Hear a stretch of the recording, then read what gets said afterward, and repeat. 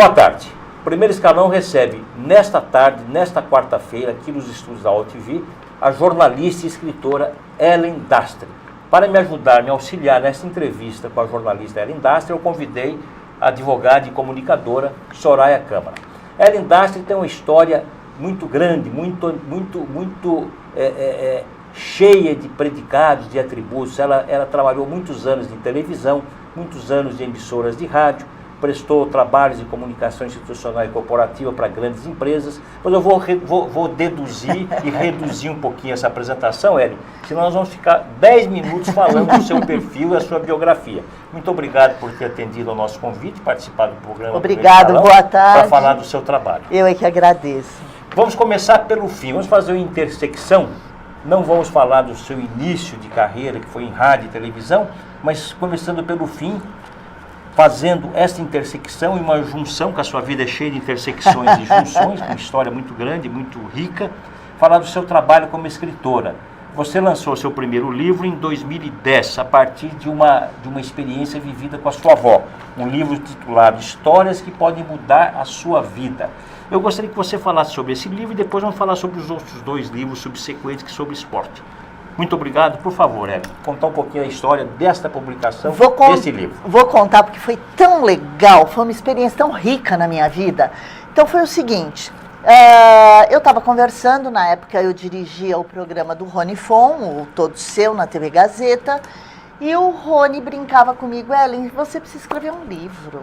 Você precisa escrever. Ai, não, Rony, não é a minha praia, é o meu negócio de televisão.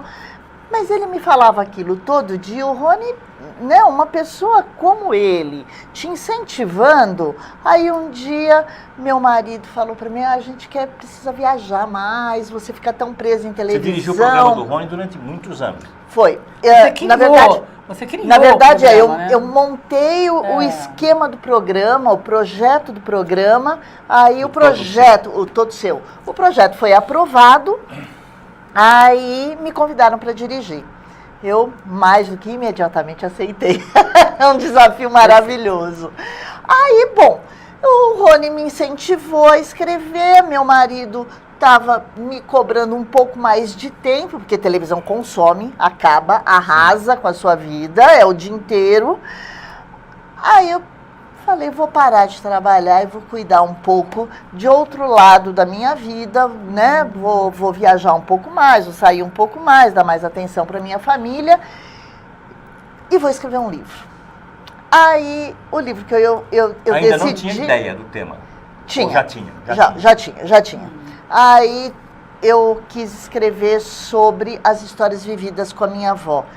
Uma mulher tão assim, aquela coisa, a sabedoria do cotidiano. E com tanto carinho cada coisa que ela falava, que te pegava. Por exemplo, contar para vocês uma dela.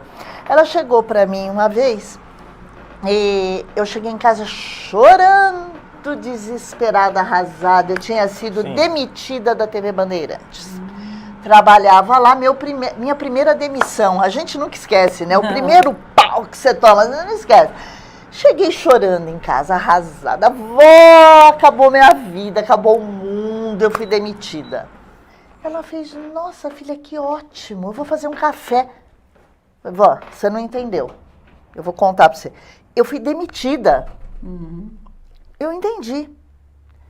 Vai lavar o rosto, volta pra cá que eu vou fazer um café pra gente conversar. Porque é uma notícia ótima que você tá chegando. A demissão.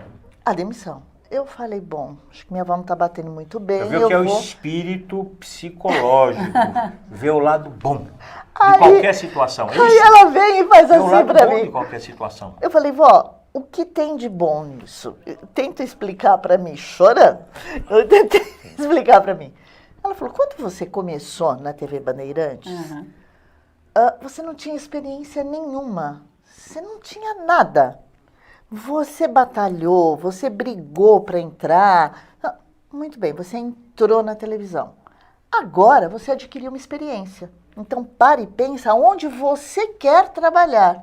Aonde você quer colocar essa sua experiência. Vai lá, bate na porta e fala: olha, eu sou a Ellen Dastre, eu adquiri uma experiência suficiente para trabalhar aqui. Você não quer me contratar? Maravilha, né? Eu fiz exatamente isso. E deu certo. E deu certo. E deu certo. Deu. E aí nasceu o insight para se escrever Para o livro. escrever, porque ela tinha coisas incríveis, assim. O que é ser feliz ou ter razão era a base dela. Qual é a essência desse livro?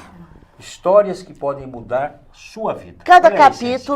cada capítulo é uma história, uma passagem, tá? Ou comigo, ou com a minha irmã, ou com meu primo, ou com meu tio, ou com a minha mãe, enfim. Eram histórias que eu via como a minha avó pegava um problema e transformava aquilo numa oportunidade. São histórias que você viveu, né? Histórias que eu vivi. Tudo que está aqui é real. Absolutamente real. 100% real. Agora, Ellen, esse livro, Histórias que Podem Mudar Sua Vida, deu origem ao blog Conselho de Vó que você tem, né? Exatamente. Então, Aí, porque assim, o que aconteceu?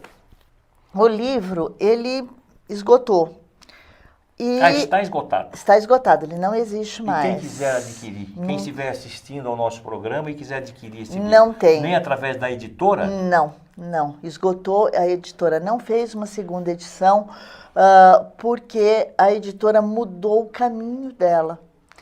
A editora Gente, ela faz livros corporativos, mais ligados ao mercado. um livro esgotado significa que foi sucesso. Sim. Então isso implica na possibilidade de se Mas fazer quando- uma nova edição. Mas quando não é mais o caminho da emissora, da editora, fica difícil, Mas você porque a pode editora buscar não uma trabalha. nova editora. Ah, sim, isso Uma sim. outra editora isso para sim, relançar o isso livro. sim, eu pretendo... E até com atualização, com não, novas eu histórias. pretendo fazer outro, Não é verdade? inclusive, com o nome do blog, o Mas Conselho de Vó. retomando a pergunta Bom, mas voltando.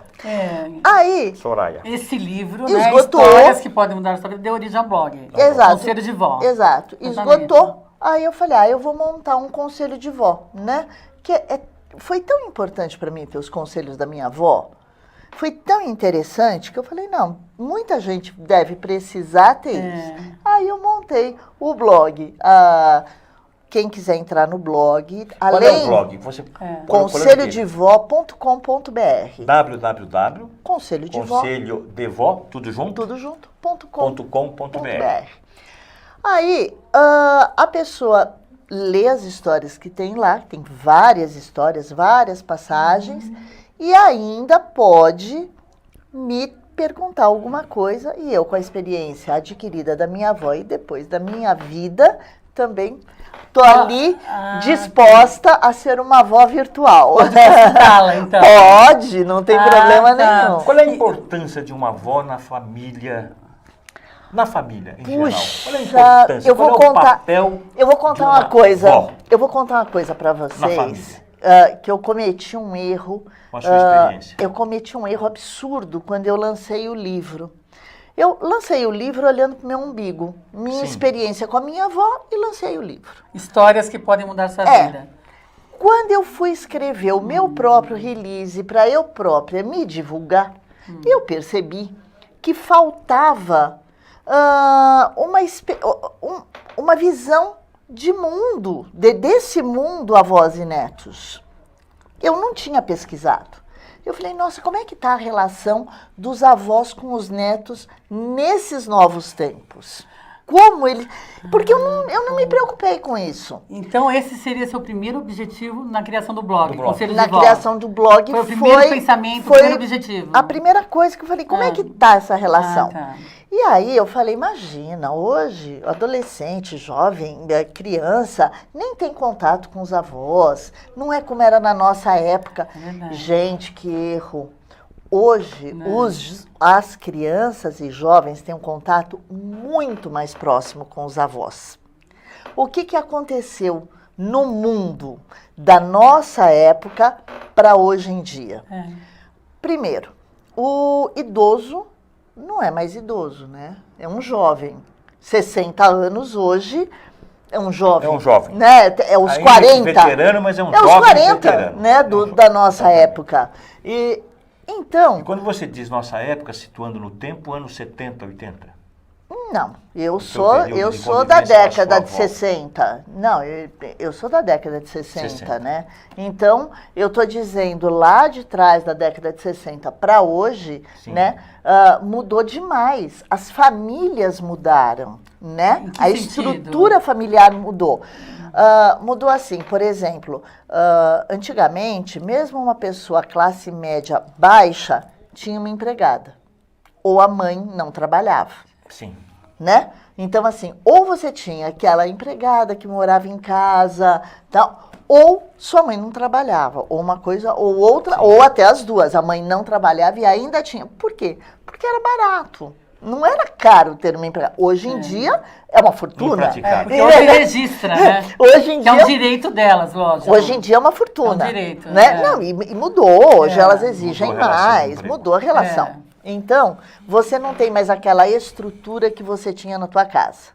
O que acontece? Os avós são mais jovens, né? Eles têm vida própria, então eles podem ajudar os filhos a cuidar. Então, hoje, os avós são parte integrante do cuidado com os netos. Eles são responsáveis pela educação. Tá? O Pela que transmissão na de nossa valores. época, a gente ia no domingo, reunia primos, tal, era aquela festa na casa da avó. Hoje em dia, os avós não são mais só os avós do domingo. Então, a avó hoje, ela tem um papel de protagonista nessa relação com o neto, mais do que a própria mãe. Mais do pode que a dizer, própria muitas mãe. vezes. Até Trabalha. porque, hoje, quem é que está, assim, à frente dos grandes problemas que nós temos no mundo, que são as drogas, que é a violência que mata, que é o acidente de carro, A tal. rebeldia. Quem são? São os jovens, são os jovens adultos que têm filhos. Então, a quantidade de avós que cuidam dos seus netos como filhos é muito grande, porque perderam os pais. E no Então, blog você quis, de que forma, trazer essa verdade para o blog? o blog eu fiz com as histórias que eu tenho aqui no livro. No livro. O blog, a ideia do blog é ser leve e assim, busque um conselho lá. Então, por exemplo, vovó, Príncipe Encantado existe? Aí ela dá a explicação dela. É claro que existe, minha filha. Como existe? E aí ela dá a explicação. Ela diz que o príncipe encantado ou a princesa encantada é a pessoa que tem as qualidades essenciais e os defeitos suportáveis. Não insuportáveis, né? Insuportáveis não dá para Um defeito insuportável esquece as qualidades essenciais, não vai dar para conviver. Porque não vai mudar.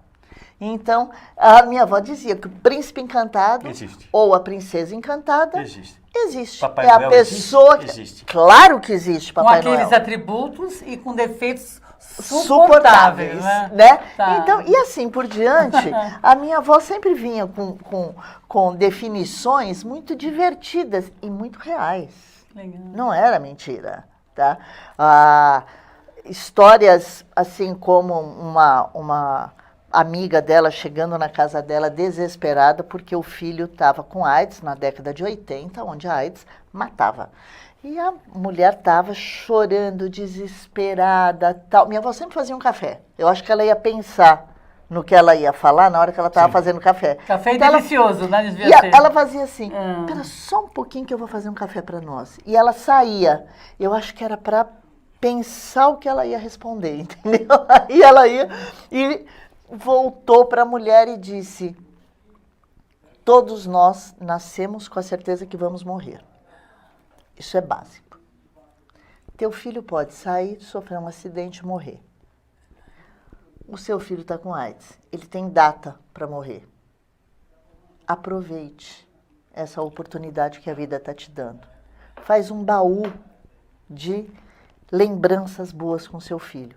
Viaje com ele, passeie com ele, dedica todo esse tempo que ele vai ter a ele, fazendo lembranças fabulosas. Sua avó era uma pessoa maravilhosa. Qual é o público, não te interrompendo, já interrompendo um hábito péssimo que eu tenho, que preciso corrigir, Não corrija. Qual é a participação em termos de consultas ao seu blog das avós? Enorme. Qual é a divisão? Adolescentes, Enorme. dos netinhos e das avós? Quem que consulta? Qual é o público que você atinge com o seu blog? Avós, pais e mães. Também pais e mães. Avós, pais e mães. Mais do que o adolescente. Mais que adolescente. Os próprios avós, então. Avós, pais e mães, tá? Agora, pode ser um erro estratégico de comunicação do meu blog. Se eu quiser falar com adolescente, eu tenho de fazer um vlog, que é contar a história. E que eu pretendo fazer a partir da semana que vem, eu quero dar essa Agora, mudada. a avó tem um papel mais efetivo na educação dos netos do que o avô? A figura masculina? Depende. Eu acho que a avó tem sim. Tem. Até porque a avó, pelo que se espera, ela foi mãe. Tem uma relação. Então ela já tem uma relação. Eu, por exemplo, sou avó sem nunca ter sido mãe. Então eu só peguei a parte boa.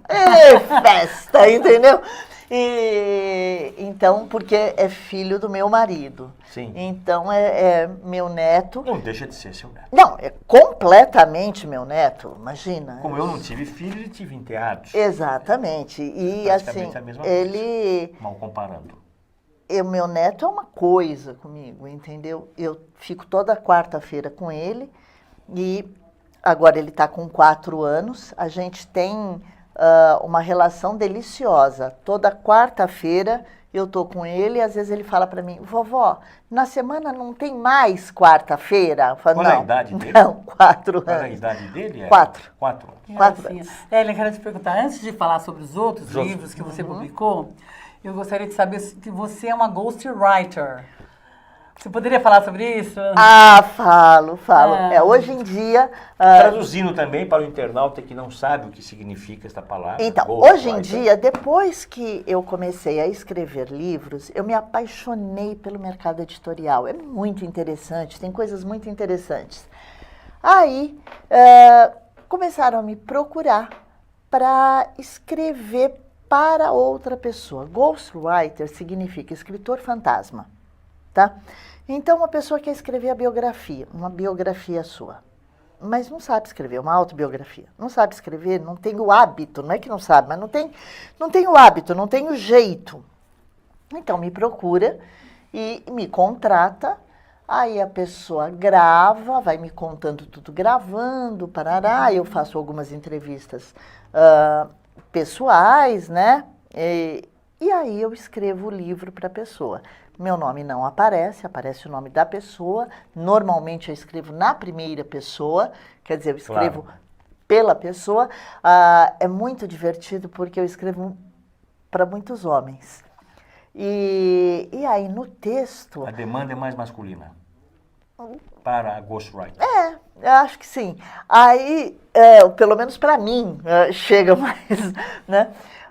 Mas eu tenho muita experiência, eu escrevi editoriais para o Rony Fon, eu sempre escrevi para outras pessoas, para mim não tem dificuldade nisso. Acontece que tem termos, por exemplo, eu sou muito intensa, né? Então assim, isso é bárbaro, isso é maravilhoso. Isso não é termo de homem, o homem acha que tá legal. Entendeu? O homem não tem isso. Aí, assim, eu escrevo, depois eu venho corrigindo para o cara não ficar gay, né? É verdade. Mas posso fazer uma observação? Você escreve, você é uma ghostwriter e você escreve biografias. Sim. Agora, se alguém te procurar para escrever um conto, outros gêneros, aí é incorreto. Isso que é importante. Então, por favor. Vamos lá. O ghostwriter, eu acho que ele é importante, acho que é uma figura que tem de existir mesmo, porém, tem de ser verdadeiro. Eu escrevo a partir daquilo que me passam, eu não tô inventando. Claro que tem visões que eu acabo absorvendo de forma diferente. É uma biografia, não é um romance, não é uma ficção. Não. É uma realidade, Agora, é um fato real. se a pessoa quiser escrever um conto, aí ele está mentindo. Me contratar para escrever isso é uma mentira. Aí eu não faço, aí eu não acho ético. E qual Aí é- eu não Então, gosto. o ghostwriter trabalha com ética, né? Ah, lógico. Totalmente. É Lógico. importante deixar claro isso, Lógico. né? Então, assim, E qual é o contato para quem quiser entrar em contato com você? Qual é o teu site? meu site é www.dastry.com, não tem BR. Perfeito. Mas pode também me telefonar. 11, São Paulo, 986667760. Esse também é o meu WhatsApp. Qualquer dúvida, mesmo que seja do Conselho de Vó ou como ghostwriter, por favor, entre Como em está o contato. mercado editorial hoje, Ellen, no Brasil? Qual é o índice de leitura do brasileiro? O brasileiro ainda consome livros, existem grandes livrarias passando sérias dificuldades. Livraria Cultura, por exemplo, hoje está enfrentando sérias dificuldades. Como é que você vê esse mercado hoje? Me fazer essa pergunta do lado de uma pessoa que está acabando de escrever o livro é tão Mas triste. você é realista, você é factual. Eu tenho de ser factual, Tem que jornalista ser. e realista. Jornalista e realista. Mesmo Dizer- com ela aqui do mesmo meu lado. com Eu não ela. posso nem falar, né, com carinho, assim, nada. Fale com carinho, mas com realismo. Então tá bom, vou Por contar para favor. vocês. Como você vê esse mercado hoje? Qual é Assim, a perspectiva? o- Qual é o futuro do mercado editorial? O Brasil, desde sempre, né, ou pelo menos desde de muito tempo, ele não valoriza a leitura. Nós somos feitos de exemplo. Nós não somos feitos de palavra. Leia um livro, ler é bom. Isso é palavra. Teu pai, você vê ele parado lendo em casa? Você vê a sua mãe lendo um livro? Ela comenta um livro com você? Tem na tua casa prateleiras com livros, mas livros que te chamem a atenção. Existe isso? Então, o brasileiro não lê. Me desculpa. A verdade não é porque livro é caro, porque não é caro. Não é porque é de difícil também não é acesso. barato. Ah, mas não é Também caro. não é muito não, barato. Não é. Qual o preço de um cinema hoje? Um filme que você vai assistir no cinema? Meio livro, talvez. O valor de R$20. Meio livro.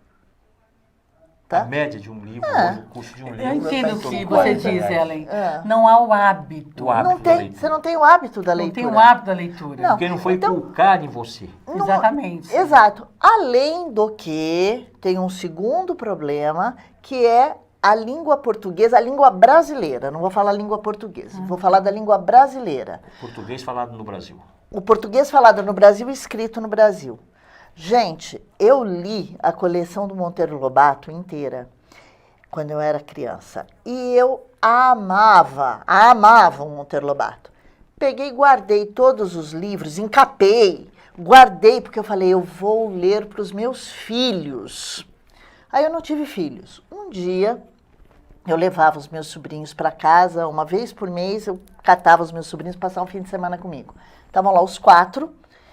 Eu falei, vou ler para vocês Monteiro Lobato. Comecei a ler. Não dava para entender. O português muda tanto, o português brasileiro, muda tanto que um parágrafo do livro que eu li, os São meus vocábulos que sobrinhos não são mais usados não são, né? O verdade. estilo. Então, o livro, você joga fora. Este é o nosso problema. E são livros clássicos. Mas você joga fora. Porque, porque você tem de reescrever para a tua época. Isso não acontece na língua inglesa. Isso não acontece na língua portuguesa em Portugal. E são Tá? livros indicados dos cursos Isto não primeiro grau. acontece em lugar E no segundo nenhum. grau. O Brasil não respeita o seu idioma. O Brasil não respeita a sua língua. Porque a língua está em evolução constante, né? Isso é uma Isso. coisa. É isso. Mas é falta de respeito. É falta de respeito. Tá? Porque uma coisa é o teu linguajar do dia a dia. Outra coisa é a língua verdadeira, que o Brasil não respeita. Ah, não, isso é velho. Língua não é velha. Pelo amor de Deus, isso Língua é acontece no língua. Brasil. Língua é língua. Entendeu? É o repositório perene. O livro você joga fora. Você joga fora. Mas eu acho que simplesmente. desde a infância deveria ser desenvolvida na criança e no adolescente o amor ao conhecimento. Ter amor ao conhecimento, né? É isso, amor à sabedoria. Nascer esse sentimento. Isso é muito importante. Eu acho que na educação deveria haver isso, esse trabalho nas escolas e na família. Existe o amor ao físico, a saber se maquiar, a saber dançar na boquinha da garrafa, Com o advento da tecnologia também mudou muita coisa do ponto de vista cultural no Brasil. Literatura se lê em livro, não se lê em computador. Hoje se cultiva o hábito da leitura pelo computador. Eu não consigo ler um livro mas pelo computador. não é esse o problema. O problema, a culpa não está na tecnologia. Não estou culpando, mas é a evolução. A culpa não está. Você vê nos Estados Unidos, você entra Da obtenção do conhecimento. ou na Europa, você entra num ônibus ou num metrô, todo mundo está com o livro na mão. É um negócio impressionante. Cultural, né? Por falar em livro na mão, vamos falar sobre os seus 2 outros livros, senão não vai dar tempo de passar também pela televisão. Como surgiu a ideia de escrever o livro Nós Mulheres do Futebol? Juntamente com Silvia Securato. Né? Eu vou que contar. foi o seu segundo livro. Isso. Tem o terceiro livro, Nós Mulheres de Ouro, também sobre esporte. Isto. Por eu favor, vou contar. Primeiro eu Mas depois a trabalhei... gente falar sobre televisão.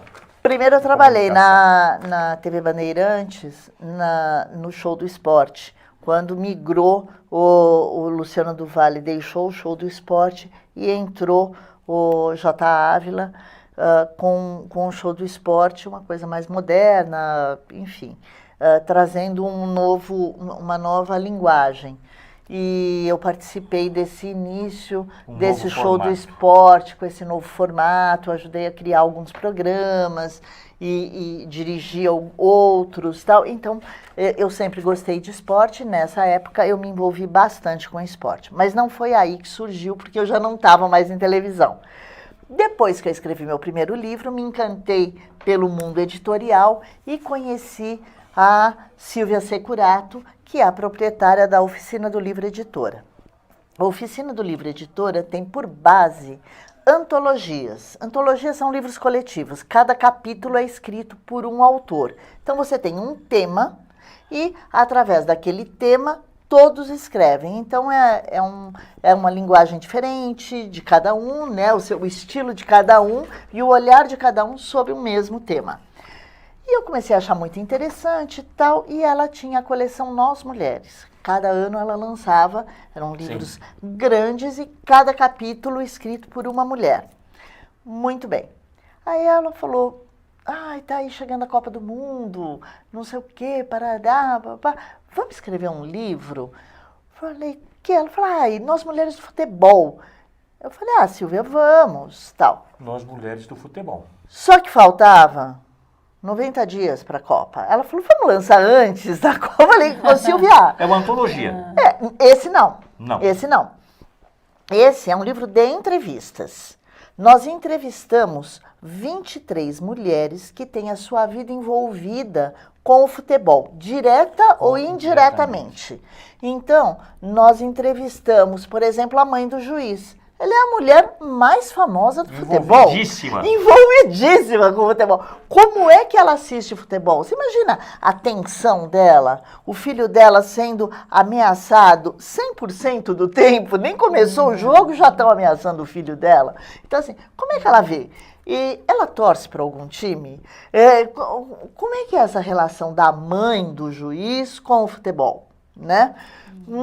Aí a mulher que vive com filhos homens e marido e que todos adoram futebol. Excelente ideia. Como é que ela lida com isso? Essa mulher foi muito engraçada. Eu falei, teus filhos jogam, né? Futebol amador, teus filhos jogam, teu marido, tudo. Como é que é a tua caixinha de medicamento? Ela olhou para mim e falou, caixinha?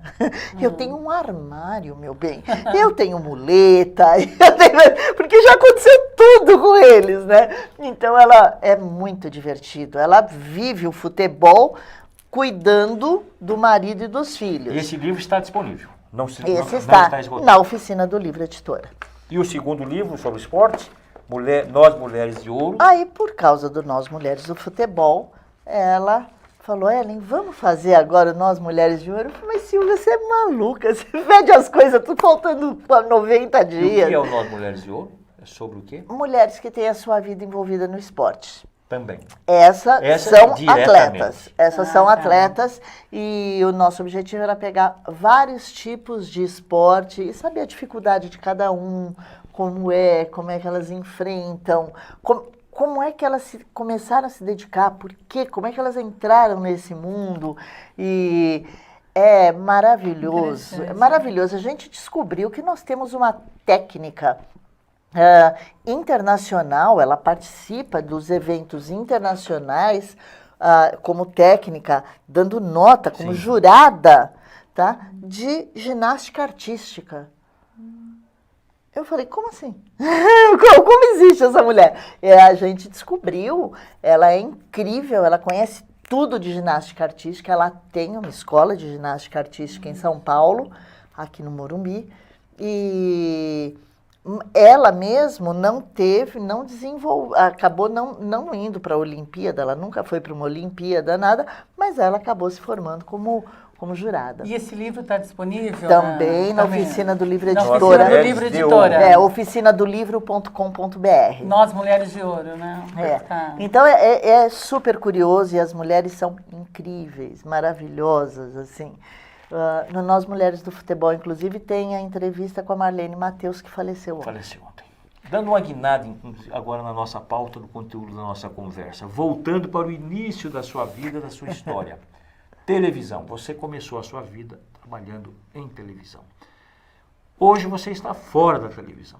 Então eu gostaria que você fizesse uma análise do teu trabalho, da tua história na televisão brasileira, como você via a televisão naquela época e estabelecendo um cotejo, um comparativo com o que você vê da evolução da televisão nos dias de hoje. Como é que você vê o negócio da televisão, o conteúdo da televisão, sobretudo a televisão aberta, que foi a sua base, a tua grande experiência. TV aberta e ao vivo. E ao vivo. Então, eu gostaria que você falasse eu sou da época do Matic. E, aliás, nem existe.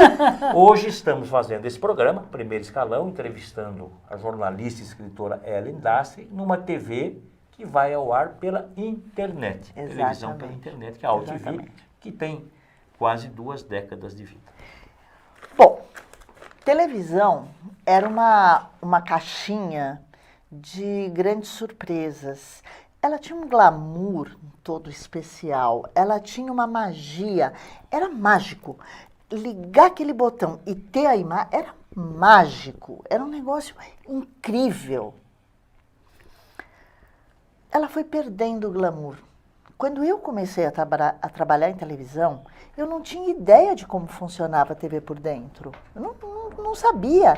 Eu tive de começar a aprender, sabe? Começar a viver aquela experiência. Então, a Hebe, por exemplo, usava aquelas joias, ela estava sempre arrumada, porque era o inatingível. As pessoas queriam a vida do inatingível, elas queriam a vida do glamour. Aí o Fausto Silva começou a inverter esses valores com o Perdidos na Noite e mostrar como é que era a televisão. Case, né? Foi uma mudança grande total. Case. Aí ele começou a mostrar como é que era a televisão. Que era visto como substituto do Chacrinha quando foi lançado. Perdeu o glamour, gente. E a televisão começou a ter uma... Bom, aí vieram celulares. Você grava em celular, qualquer pessoa pode abrir câmera e falar. E aí começaram as mídias sociais. Todos nós somos comunicadores hoje. Então, perdeu o glamour. A TV precisa olhar para ela mesma e falar, não tenho mais glamour, não adianta fazer superprodução com não sei quantas câmeras e não sei... Porque um programa de TV é caro pra caramba. Um programa de TV custa dinheiro. Custa muito. E aí tem de ter patrocínio para pagar esse custo. Porque, assim, é uma produção por trás. Você vê um programa, por exemplo, de humor da Globo, eles têm 13 redatores por trás. Não é um. 13. Um programa semanal de humor chega a ter... Hoje. Hoje ainda. Como paga isso?